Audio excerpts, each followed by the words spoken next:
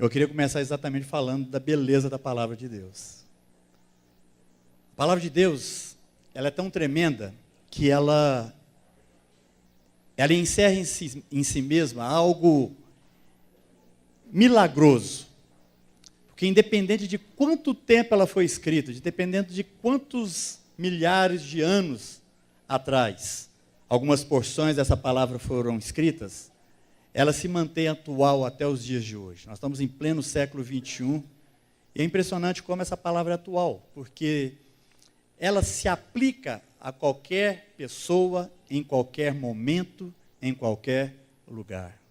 Por isso ela é bela, por isso que ela é fantástica, por isso que ela é maravilhosa, porque Deus conseguiu colocar nesse livro palavras que permanecem, independente do tanto de tempo que tem passado. Seja o Velho Testamento, que é mais antigo ainda, seja o Novo Testamento. E, infelizmente, quantas igrejas, quantas pessoas tendem por ignorar algumas partes das Escrituras. Existem movimentos onde o Velho Testamento, por exemplo, já não tem mais importância. Ele é largado, ele é deixado como se a Bíblia santa, sagrada, revelada por Deus fosse só o Novo Testamento. Se ela não fosse, ela não estaria junto nesse contexto, nesse conteúdo de tudo aquilo que Deus tem para nós. Obrigado, querido. Então, seja Velho Testamento, seja o Novo Testamento, Deus fala, através da sua palavra, ao seu coração e ao meu, de uma forma atualizada, de uma forma como se Ele tivesse escrito para nós, exatamente hoje, exatamente naquilo que nós estamos passando, exatamente naquilo que nós estamos vivendo. Eu quero compartilhar uma parte do Velho Testamento, um texto muito conhecido dos irmãos, que está no livro de Ezequiel, no capítulo 47. Nós vamos estar lendo alguns versículos, nós vamos estar acompanhando. E Ezequiel é um profeta que, durante alguns capítulos do seu livro, do capítulo 40 até o capítulo 48, são 9 capítulos que Ezequiel fala de um mesmo tema, de um mesmo mover. Esses 9 capítulos, Ezequiel trata de algo muito importante para aquela época, para o povo de Israel, mas que da mesma forma continua importante do mesmo jeito para a sua vida hoje e para a minha. Durante esses 9 capítulos do livro de Ezequiel, esse profeta trata da restauração do povo de Israel. Ele exorta, ele trabalha, ele fala, para que aquele povo pudesse entender a importância de ser santificado, para que uma vez santificado, pudesse entender o que Deus tem para cada um deles. Santificação. O profeta então trabalha ali vários capítulos falando da importância da santificação. Para o povo de Israel lá atrás, e que serve para nós, porque hoje nós somos parte do Israel de Deus. Nós somos chamados, fomos enxertados na videira, para que pudéssemos, em Cristo, sermos feitos Israel, povo de Deus. Então, quando a gente lê esses versículos, ou esses capítulos, nós estamos falando da santificação, que serve para nós hoje, dia 24 de abril de 2016. Eu estou falando tanto tempo lá atrás, que eu estava atrás também. 2016. E serve para todos nós.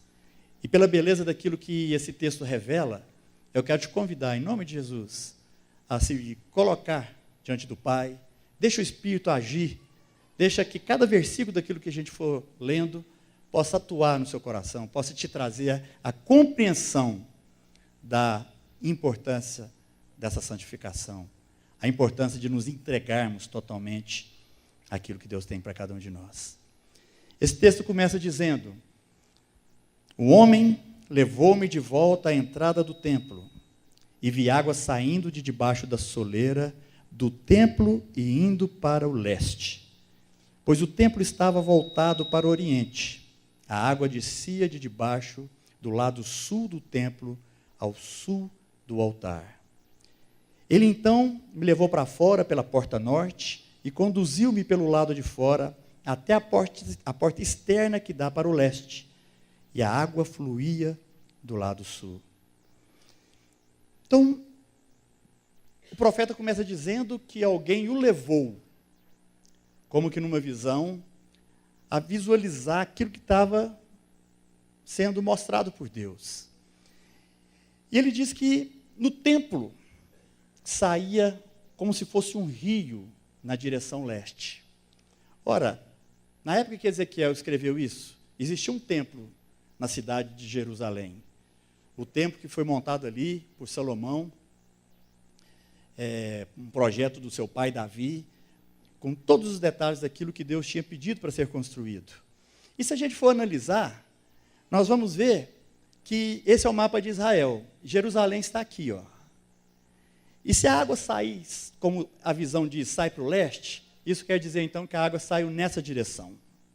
Se a gente for fazer uma análise do local, se a gente for fazer uma análise de Israel, não existe nenhum rio que sai de Jerusalém para o leste, nessa direção que a gente pode ver no mapa.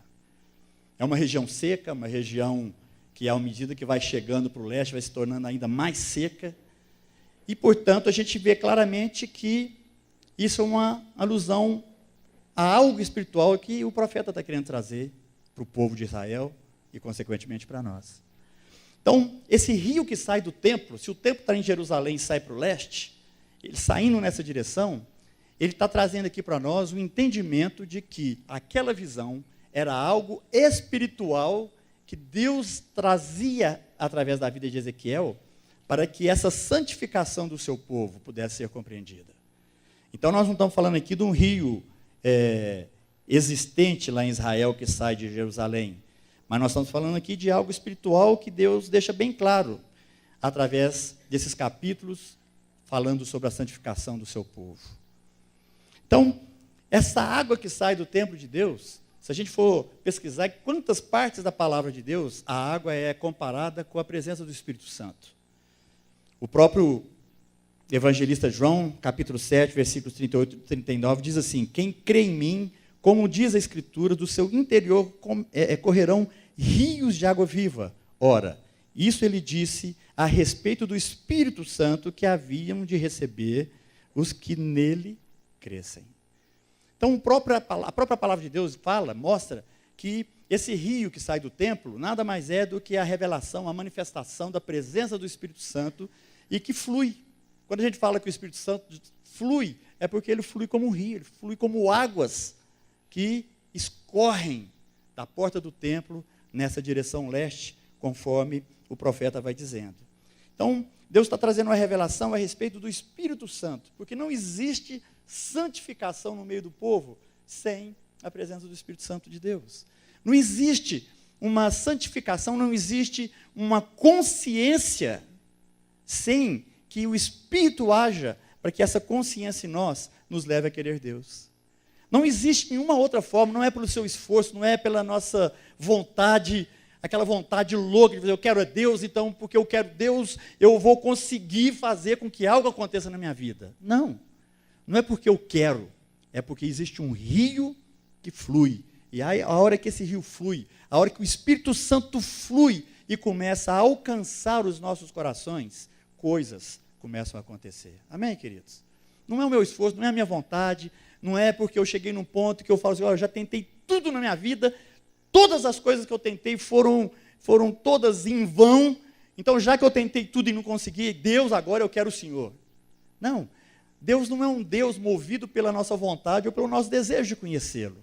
Deus é um Deus que se move, e porque se move através do seu Espírito Santo, faz com que nós tenhamos conhecimento à medida que esse Espírito Santo nos revela, nos alcança, ou à medida que essa água que sai do trono vai alcançando as nossas vidas, os nossos corações. E é isso que é a beleza da palavra. Então, esse Espírito, essa palavra profética de Ezequiel, vem trazendo essa presença do Espírito Santo que faz toda a diferença nas nossas vidas. Aí ele continua, porque a partir do momento, então, que essa água flui do trono de Deus, Ezequiel é levado a compreender, é levado a meditar a respeito de algo que o homem, como ele mesmo diz, ia falando e revelando a ele, que está ali a partir do versículo 3. Então ele diz: o homem foi para o lado leste com uma linha de medir na mão, e enquanto ia, mediu 500 metros e levou-me pela água que batia no tornozelo. Então veja que Ezequiel é levado a compreender que aquele rio que fluía do trono, ele estava sendo convidado a entrar por ele afora. Mas ele foi convidado a entrar por etapas. A primeira etapa, medindo ali mais ou menos 500 metros, ele chegou e percebeu que a água o alcançava apenas nos tornozelos. Continuando, ele diz: ele mediu mais 500 metros e levou-me pela água que chegava ao joelho. Então, a cada 500 metros que Ezequiel entrava com aquele homem, na medida que era estabelecida, alguma coisa ia acontecendo, a profundidade ia aumentando, e aquele homem continuava dizendo e falando, e mostrando. Mediu mais 500 metros e levou-me pela água que batia na cintura. Mais profundo, mais intenso, e aos poucos as águas iam tomando conta da vida do profeta. Mediu mais 500, mas agora era um rio que eu não conseguia atravessar, porque a água havia aumentado e era tão profunda que só se podia atravessar a nado. Era um rio que não se podia atravessar andando. E aqui tem uma revelação fantástica para as nossas vidas, a respeito daquilo que o Espírito Santo de Deus quer fazer em cada um de nós. A gente vê então que, de alguma forma, aquele homem queria mostrar ao profeta fases em relação ao rio que estava fluindo do trono.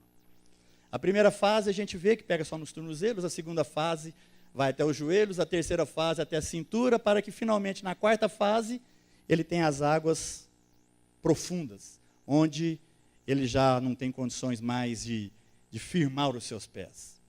Se a gente analisar, e muitas vezes quando a gente estuda esse texto, a gente analisa exatamente coisas interessantes. Quando nós estamos nessa fase das águas dos tornozelos, é uma fase onde você não se compromete com aquilo que está diante dos seus olhos. Águas nos tornozelos nos leva a imaginar que, se precisar, dá para sair correndo sem nem molhar direito, você só molhou seus pés. Quando a gente começa a viver uma realidade, a gente tende a começar a viver essa realidade aos pouquinhos, com medo da gente se comprometer o todo, e nesse todo a gente ser frustrado e decepcionado. E acontece que na vida com Deus, muitas vezes a gente vive assim. A gente molha só o tornozelo. A gente não quer a intensidade do que Deus tem proposto para nós, e a gente fica no tornozelo. A água no tornozelo, se você vê uma onda, se você vê algo assim que você não está achando que é muito seguro, rapidamente você sai de volta, e aquela água não vai te fazer quase que ameaça nenhuma. O problema é que às vezes a gente vive essa realidade espiritualmente falando também. A gente vem na igreja, a gente põe o pé na água, e pondo o pé na água a gente acha então que já faz parte do contexto do que aquela água significa. E vivemos então dizendo que água gostosa, que água prazerosa, essa água é muito boa, mas nunca nos arriscamos a ir além dos tornozelos. Porque ao mesmo tempo que essa água é boa, porque ela representa a presença de Deus, nós nos assustamos um pouco de pensar que quanto mais profundo eu tiver, menos controle eu tenho da minha própria vida. E por isso a gente fica no raso, tentando ainda manter o controle. Quando eu estou no raso, eu ainda continuo, ou posso carregar todas as coisas. Eu posso ter uma mochila, eu posso ter coisa no bolso, porque com a água no tornozelo isso não vai ameaçar. Posso manter meu telefone, minha carteira, minhas coisas que eu acho que são valiosas. Se eu quiser levar mais alguma coisa, eu ponho na cintura, nos ombros. E isso não é ameaçado de maneira alguma.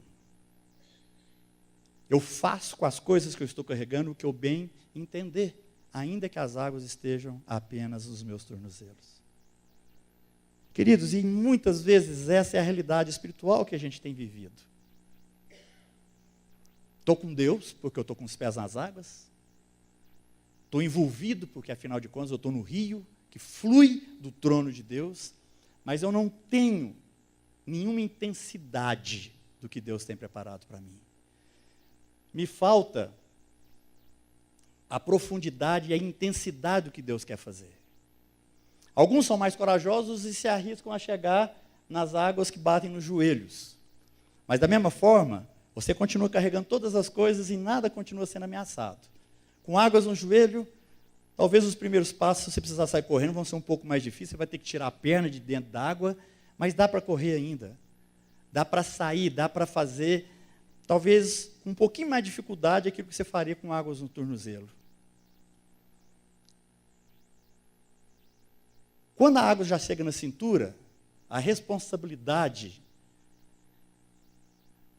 já está sendo um pouco substituída. Com água na cintura, os seus bolsos já não podem carregar mais os seus pertences. Com água na cintura, você não tem condição mais de garantir aquilo que você acha que é o seu porto seguro.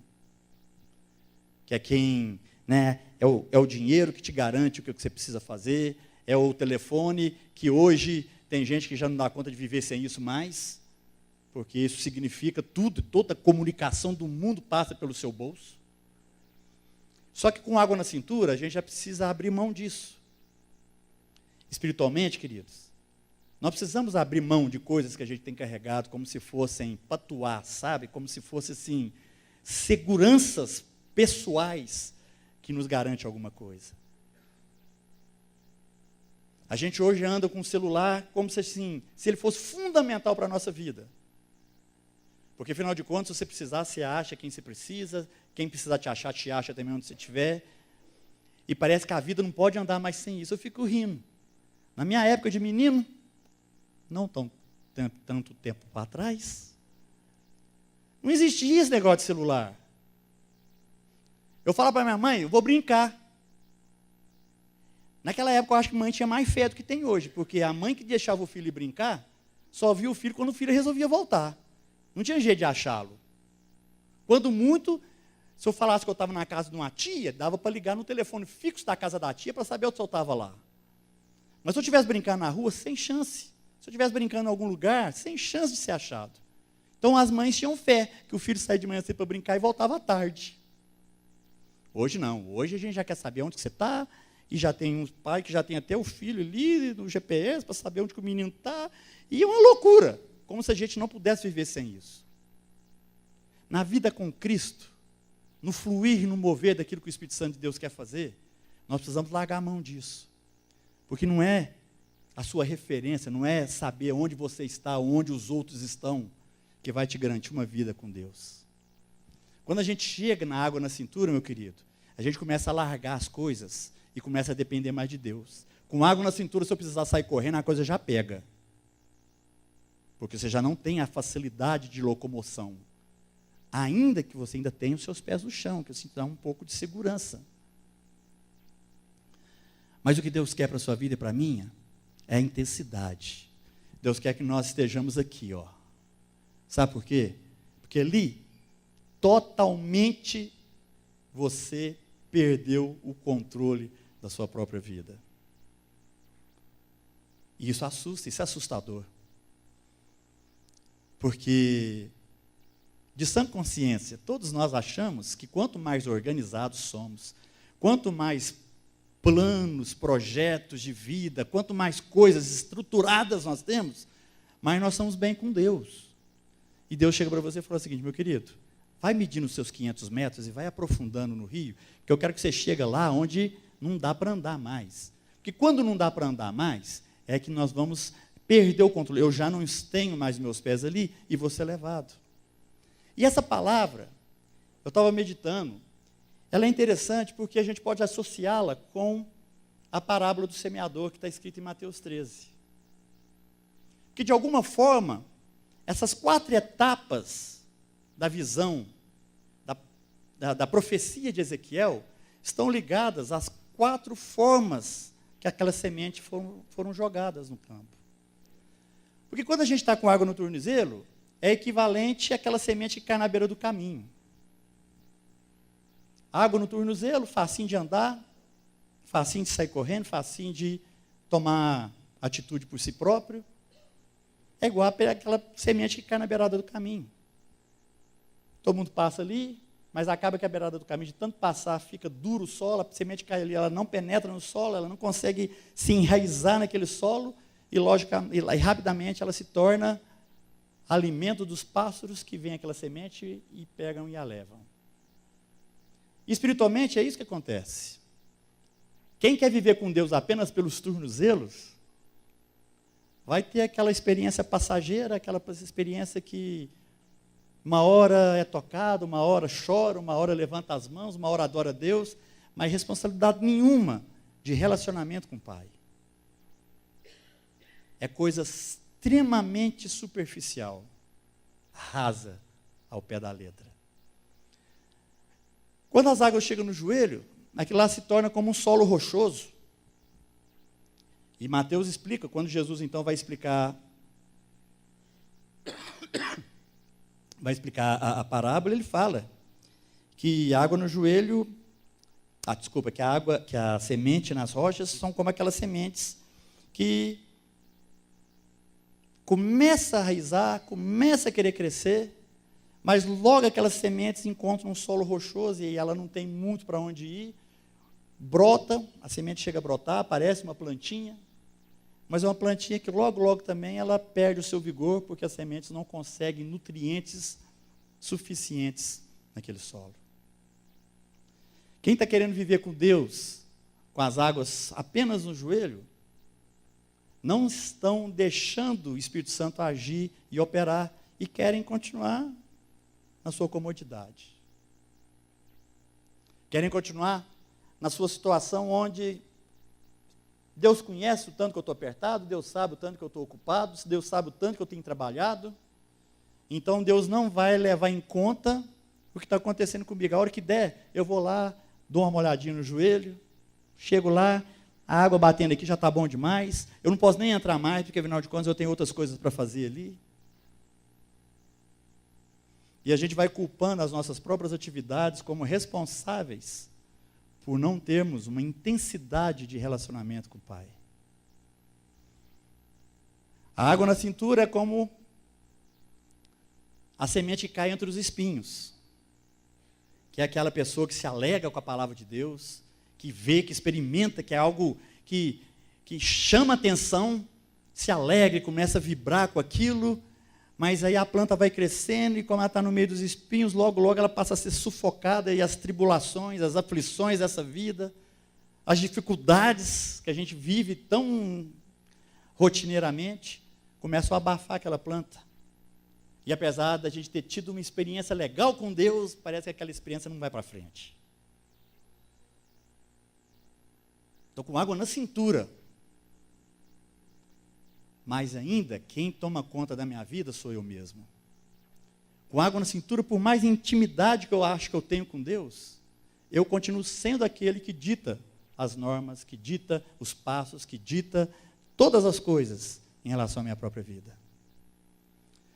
Mas quando a gente se deixa levar pela profundidade daquele rio, é como a semente que cai em terra boa. Aí tudo que aquela semente precisa para crescer, ela encontra naquele solo. E achando aquele solo, encontrando aquele solo, todos os nutrientes necessários, aquela planta cresce, a palavra de Deus fala que ela vai gerar muitos frutos, 100 por 1, vai abençoar vidas, vai fazer toda a diferença. São essas águas profundas que significam a total intimidade com Deus, a total relação com o Pai.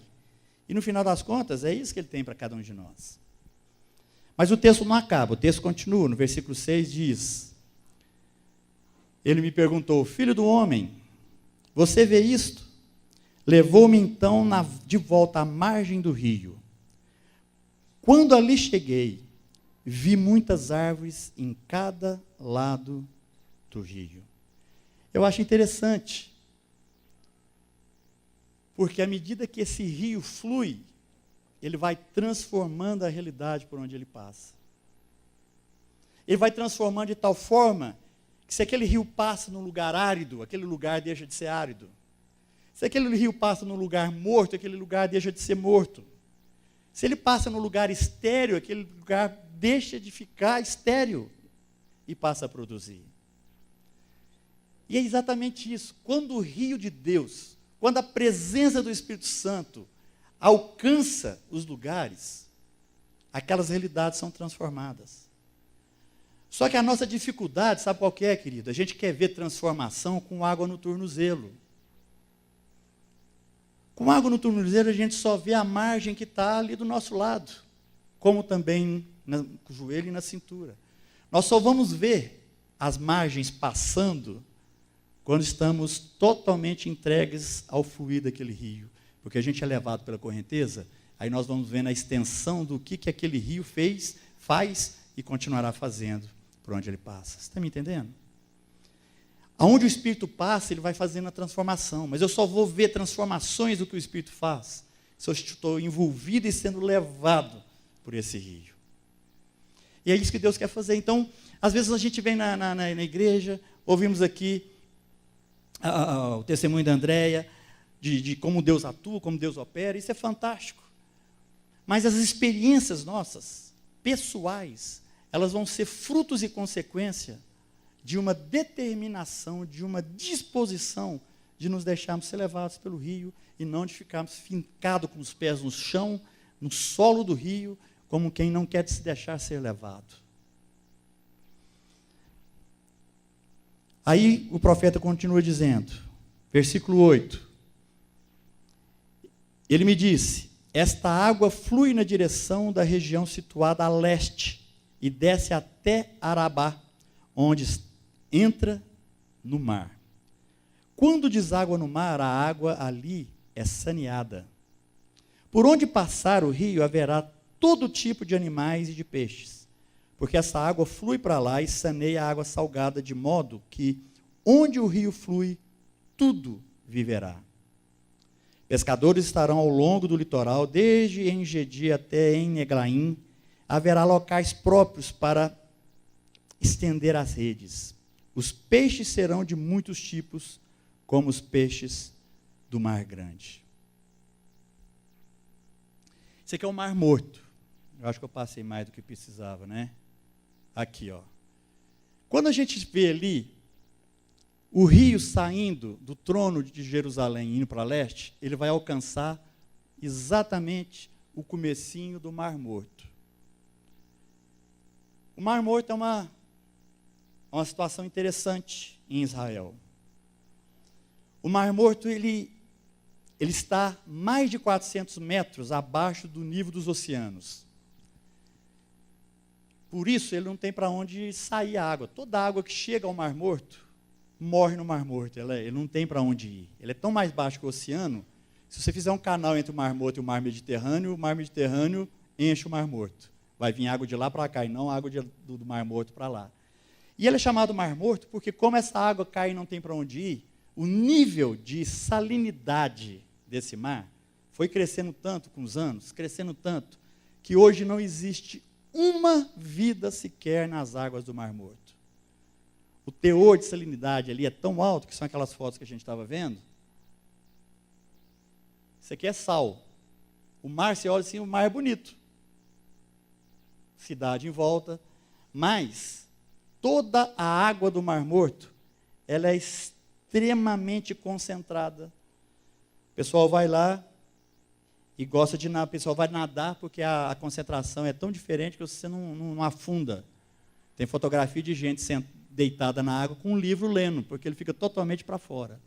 É como se você estivesse sentando numa poltrona quase. O sal, a concentração de sal no Mar Morto é tamanha que diz os estudiosos que nem os pássaros voam por cima do Mar Morto, porque a salinidade ali, aquele vapor que sobe, é fatal para pássaro. Então, não tem nada dentro d'água e não passa nada por cima. Totalmente morto, estéril. Aquele mar, ele é totalmente sem vida. E o interessante disso é que o rio que flui do trono de Deus flui em direção ao Mar Morto. E aqui esses últimos versículos que a gente lê, deixa isso bem claro, porque ele fala que à medida que a água do trono de Deus chega nesse mar, esse mar é saneado. O que quer dizer? Que toda a esterilidade desse mar é removida.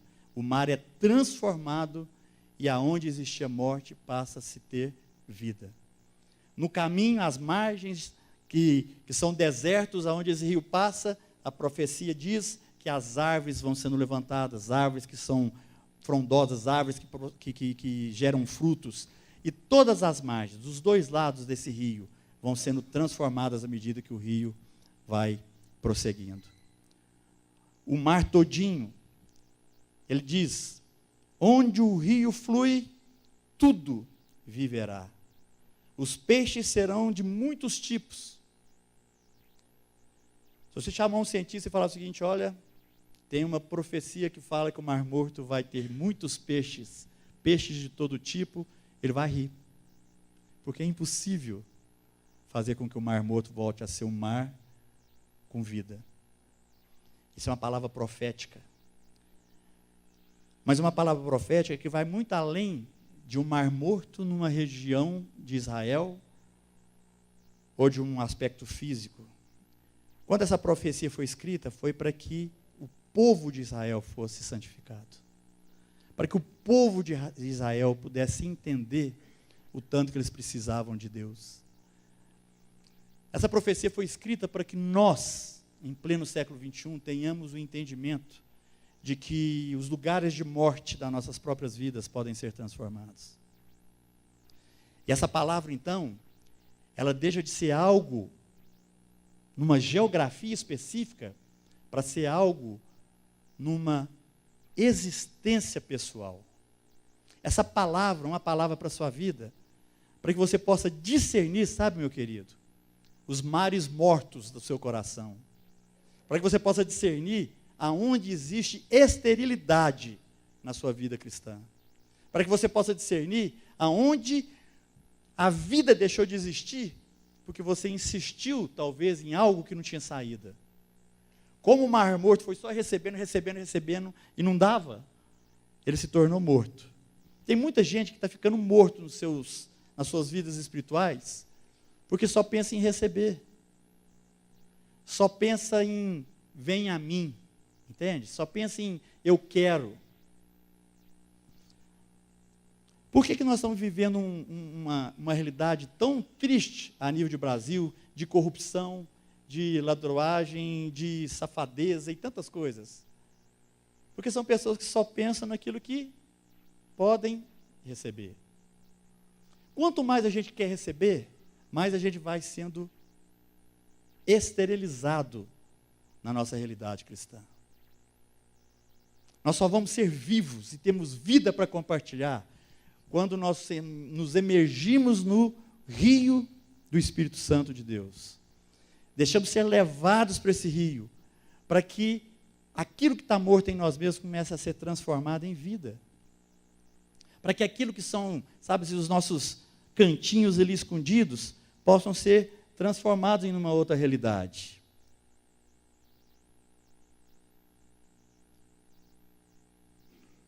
Onde que está o seu Mar Morto? Quando eu falo de Mar Morto, querido, eu estou falando daquele pecado enrustido, daquele pecado enraizado, que às vezes você não confessa ele diante de Deus, porque você consegue ocultá-lo dos outros. O pecado, quando ele vem à tona, aí pronto, aí já era, aí você pensa, gente, agora eu tenho que calçar a cara, não é? Mas existem pecados que a gente consegue trabalhar com eles na nossa intimidade, então ele fica enraizado, porque de certa forma ninguém sabe, ninguém conhece, só você. Mas é exatamente aí que começa o Mar Morto. O pecado não confessado, o pecado enraizado, o pecado que fica ali, sabe, guardadinho às 7 chaves, é o pecado que está te matando, é o pecado que está te afastando da manifestação do poder de Deus na sua vida. É o Mar Morto que você guarda ali porque você curte, seu corpo gosta, sua mente adora, E aí aquele pecado que não é confessado, que não é colocado diante de Deus, que te faz aquele ficar com água só nos tornozelos, é que te faz ficar com águas no máximo no joelho, e olha lá na cintura, mas na profundidade nunca. São os nossos pecados que nos seguram de viver a intensidade do que Deus tem para nós.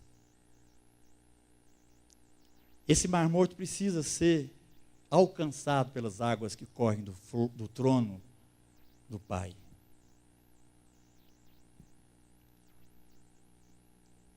São as áreas de controle que você não abre mão da sua própria vida. São as zonas proibidas dentro do seu interior. São as porções estéreis dos seus próprios pensamentos.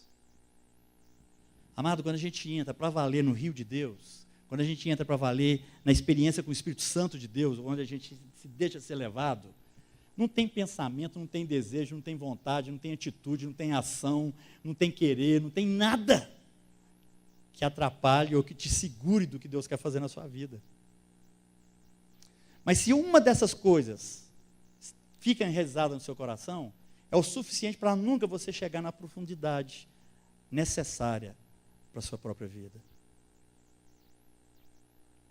E quando Ezequiel vem exortar o povo de Deus com essa palavra, é porque o que mais existia lá e continua existindo até hoje, são situações onde a gente continua com algo preso no coração, com algo escondido, onde a gente quer, nós mesmos queremos resolver, queremos agir, ao invés de nos deixar ser totalmente conduzidos pela presença do Espírito Santo do Senhor. São os nossos pecados não confessados, sabe? São os nossos segredos mais íntimos. São as nossas vontades mais escusas que nos faz ficar com água só no tornozelo. Que nos impedem de viver essa plenitude. São as nossas vergonhas, são as nossas mentiras. São os nossos medos. Tudo isso são fatores esterilizantes na vida espiritual, na vida cristã. E que, por serem esterilizantes, precisam ser banidos de uma vez por todas, para que as nossas vidas saiam dessa esterilidade mórbida e possam viver uma realidade de produção de frutos, de geração de frutos, de geração de bênçãos, quando a gente então pode navegar na presença do Espírito Santo. Um dos cantos mais antigos das igrejas é aquele: eu navegarei no oceano do Espírito. Porque quando a gente navega no oceano do Espírito, no rio, na verdade é o rio do Espírito. É porque a gente está sem controle da gente mesmo. E a melhor coisa para a vida de um cristão é quando ele está descontrolado de si mesmo, mas totalmente guiado pelo Espírito Santo do Pai. Aí não tem, amado, não tem nada que vai, sabe, que vai complicar na sua vida. Pelo contrário, pode ter complicação com força à sua volta, que a condução do Espírito vai te levar em vitória em todas essas situações. Então, essas coisas ilícitas, essas coisas inadequadas, esses segredos, esses pecados, apresenta isso diante de Deus, de uma vez por todas. Zera a sua conta diante do Pai. Para de carregar as suas coisas que te dão segurança. Esvazie os seus bolsos. Fica livre das suas mochilas. Fica livre das coisas que você tem tentado carregar como se elas fossem o seu amuleto de sorte para te dar condição de vitória. Quando a gente entra num rio para nadar, queridos, a gente entra sem nada. Qualquer coisa que você quiser levar com você é estorvo. Te atrapalha. E Deus quer que você ande e viva na vida espiritual com Ele desse jeito. Sem estorvo, sem nada que te impeça a andar nessa correnteza abençoada do rio que flui do trono do Pai. Amém, queridos? Confessa o seu pecado. Fica livre da sua vergonha. Fica livre da prisão dos seus pensamentos. Deixa esse rio do Espírito fluir e te levar. Deixa o rio do Espírito trazer vida para os seus lugares secretos, para os seus mares mortos da vida. Onde esse rio passa, ele produz vida. Aonde ele passa, as suas margens ficam frondosas, cheias de árvores de todo tipo. Às vezes nós estamos vivendo uma aridez espiritual tão crítica, e isso denota nada mais, nada menos do que a falta de intensidade e profundidade no rio do Espírito. Amém, querido? Eu queria te convidar a fechar seus olhos, para que você pudesse meditar a respeito disso. De quantos lugares áridos você tem mantido na sua vida? Quantos lugares, como o Mar Morto, você tem mantido no seu coração? Quantas situações você tem segurado com unhas e dentes, que na verdade são estéreis e têm trazido morte à sua vida espiritual, ao invés de trazer vida?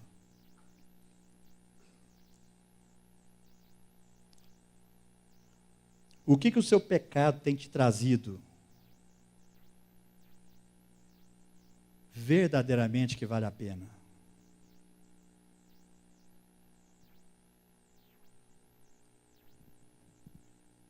O que a aridez das atitudes que você tem tomado tem te acrescentado?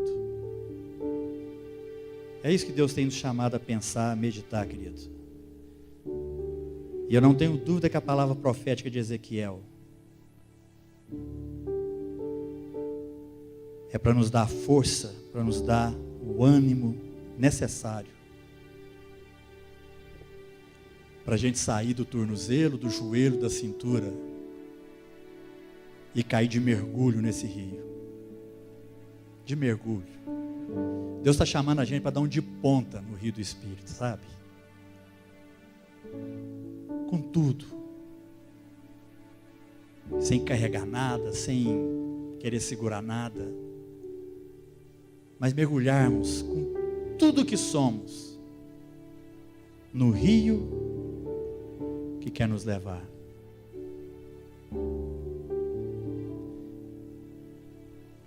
E quanto mais a gente nadar nesse rio, mais nós vamos olhar para os lados e ver como essas margens estão se tornando mais lindas e mais lindas. Porque são vidas que estão sendo geradas. E o seu pecado, meu querido, o meu pecado é que tem impedido da gente viver essa plenitude.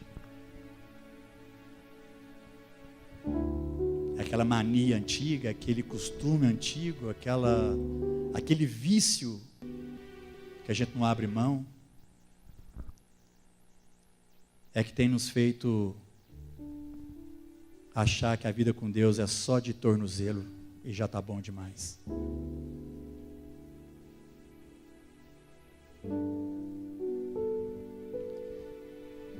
Quem sabe Deus não está dando uma oportunidade para que hoje nós confessemos os nossos pecados diante dele, para falar assim: Deus, eu tenho segurado isso aqui, eu sei que não presta, eu sei que não é bom, eu sei que não vale a pena. Então fica livre disso, meu querido.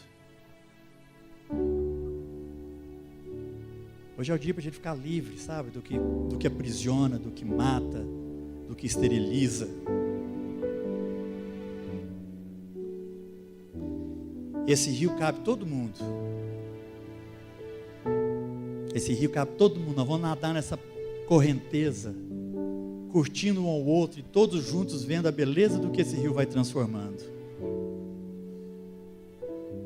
Mas é muito triste a gente entrar no rio e olhar para trás e ver tantas pessoas amadas e queridas que continuam só com águas no tornozelo e não vivem a beleza do que Deus tem.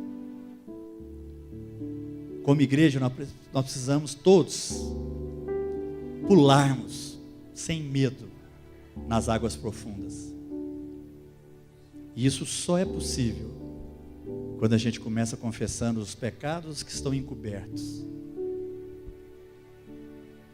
as manias que não querem sair. Sabe aquele pecado que você já conversou com Deus e Deus, quantas vezes eu já te pedi perdão por ele, parece que ele volta do mesmo jeito. Enquanto você estiver com água no tornozelo, nos joelhos, na cintura, eles voltam mesmo. Você só vai ter domínio sobre qualquer pecado na sua vida, amados, quando você se entregar completamente a essas águas profundas.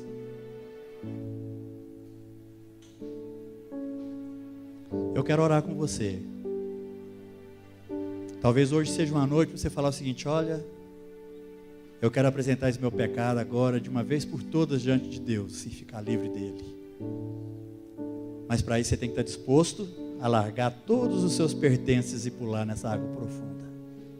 Se você quiser fazer isso, eu quero te convidar, vem aqui à frente, eu quero orar com você. Sem medo. Pelo amor de Deus, a sua segurança é a pior coisa para a sua própria vida. A sua segurança muitas vezes é o fator que te impede de andar na beleza desse rio de Deus. Se você quer confessar alguma coisa, não que você vá abrir a boca para confessá-la para mim, confessar diante de Deus. Vamos aproveitar esse momento que o Senhor está te dando. Vamos sair daqui livre. Vamos sair daqui dispostos a viver essa correnteza de Deus, essa correnteza abençoada do Pai. Vem aqui à frente, eu quero orar com você em nome de Jesus. Nós vamos estar cantando um cântico, louvando a Deus. E eu quero orar com você para que você saia daqui com toda a disposição de navegar, de boiar, de mergulhar, seja lá o que você quiser fazer nessas águas profundas de Deus, porque vale a pena. Existe rio, Senhor, que flui do teu grande amor, águas que correm do trono, águas que curam, que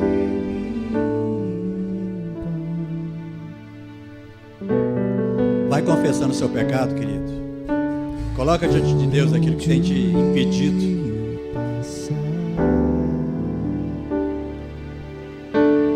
Tudo vai transformar, nos leva à vida do próprio Deus. E este rio está neste lugar.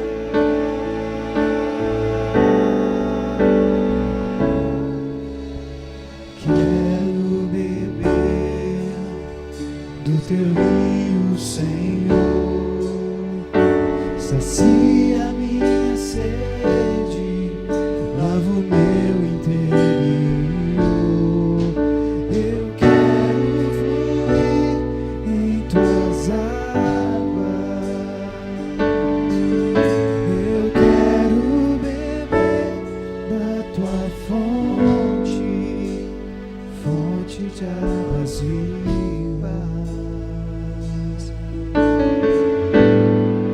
Tu és o rio, Senhor.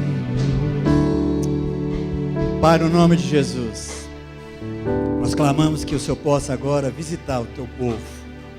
Visita cada um dos nossos corações, ó Pai. O Senhor conhece, o Senhor nos formou, o Senhor conhece tudo aquilo que temos travado. O Senhor conhece aquilo que são os impedimentos para que nós nos deixemos levar por essas águas. O Senhor conhece o nosso pecado, o Senhor conhece a nossa vergonha, o Senhor conhece, ó Pai, os nossos pensamentos, o Senhor conhece todas as coisas. E o Senhor conhece a sinceridade, Pai, dos nossos corações em queremos ser livres disso. Por isso, ó Pai amado, eu quero te pedir agora que o Senhor possa visitar cada um desses queridos, tocando os seus corações, Pai, para que aquilo que está enraizado, aquilo que está ali, Deus, misturado de tudo quanto é jeito, que nós mesmos não conseguimos remover, que o Senhor remova agora com a tua mão de poder. Remove aquilo que tem enraizado no nosso coração, ó Deus. Remove o pecado que tem nos matado. Remove, ó Deus, aquilo que tem nos impedido de viver a plenitude com a Tua presença. Vai removendo, Pai, vai tirando. Nós queremos confessar, queremos abrir os nossos corações diante do Senhor agora para falar que isso, Deus, nós não queremos mais nada que seja impeditivo no nosso fluir contigo. Opera, Pai amado, opera que o milagre do perdão, o milagre, ó Deus, do arrependimento, opera aqui aquilo, ó Deus, que nós não conseguimos fazer, mas que diante do Senhor se torna possível. Pai, esvazia os nossos corações de todo orgulho, de toda presunção, de tudo aquilo que é vaidade, que nos mata, e coloca nos nossos corações agora, Pai, o aroma, a fragrância da Tua presença, para que sejamos livres, ó Pai, para que a gente saia daqui sem o peso que a gente tem carregado por tanto tempo. Toca, Pai amado, o coração de cada querido aqui. Senhor, nós queremos confessar diante de Ti as nossas limitações, as nossas dificuldades. Oh Pai amado, quantas coisas que nós queremos ficar livres em nós mesmos, e por mais que tentemos, não conseguimos. Pai, mas confessando diante do Senhor a nossa realidade, tudo isso pode ser removido. Pai, chega de querer viver a vida contigo com águas pelos tornozelos, ou joelhos, ou cintura. Nós queremos viver, ó Deus, a intensidade de estarmos mergulhados no Teu rio, o rio da Tua presença, o rio do Teu poder, o rio do Teu amor. Por isso, Senhor, nós queremos apresentar diante de Ti os nossos corações. Remove, Pai amado, tem misericórdia de nós, remove de nós os pecados que estamos confessando diante de Ti, e dá-nos o privilégio, a alegria de sairmos daqui, ó Pai, sabendo que não precisamos carregar nada de nós mesmos. Nós não queremos carregar, nós queremos ser carregados. Nós não queremos ter coisas, ó Pai, nós queremos estar diante da Tua presença. Por isso, Senhor, nós queremos sair daqui essa noite compreendendo que podemos viver essa plenitude do mergulhar nas Tuas águas. Opera, Pai amado, em nós, Teu querer. É o que nós Te pedimos, no nome de Cristo Jesus, o Senhor. Amém e amém.